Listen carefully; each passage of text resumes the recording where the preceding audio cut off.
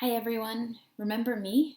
I'm MJ, and I'm back to continue our story from last week about the baby Jesus. Now, if you think back, you'll remember that there were two important characters last week, the angel Gabriel and the girl Mary. And the angel Gabriel came to the girl Mary and told her that she was going to have a baby. And that baby was going to rescue the world from everything bad. And the baby's name would be Jesus. So that's where we're going to pick up the story today. Sure enough, it was just as the angel had said. 9 months later, Mary was almost ready to have her baby. Now, Mary and Joseph had to take a trip to Bethlehem, the town King David was from. But when they reached the little town, they found every room was full. Every bed was taken. "Go away," the innkeepers told them. "There isn't any place for you." Where would they stay? Soon Mary's baby would come. They couldn't find anywhere except an old, tumble-down stable. So they stayed where the cows and the donkeys and the horses stayed. And there, in the stable, amongst the chickens and the donkeys and the cows, in the quiet of the night, God gave the world his wonderful gift. The baby that would change the world was born, his baby son. Mary and Joseph wrapped him up to keep him warm. They made a soft bed of straw and used the animal's feeding trough as his cradle.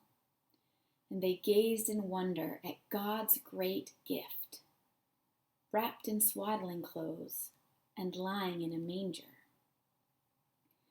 Mary and Joseph named him Jesus, Emmanuel, which means God has come to live with us, because of course he had. Now, does anything here surprise you? If I were going to rescue the world from everything bad, I would want to be surrounded by strong, important people who could help me win the fight. Maybe a king or a president or an army might be able to help. But instead, Jesus was born as a baby with just his parents there. He was so ordinary that no one in the town knew he was God's son. So no one gave his parents a place to stay. He was born next to the animals, instead of in a palace or a castle. His bed was straw instead of cushions. Do you wonder why he came like that? I do. It's a hard question to answer. But I think part of it is that he came to rescue ordinary people like you and me. And so he wanted to be an ordinary person too, to show us how much he loves us, to be one of us. Being right beside us is the first step in the rescue mission.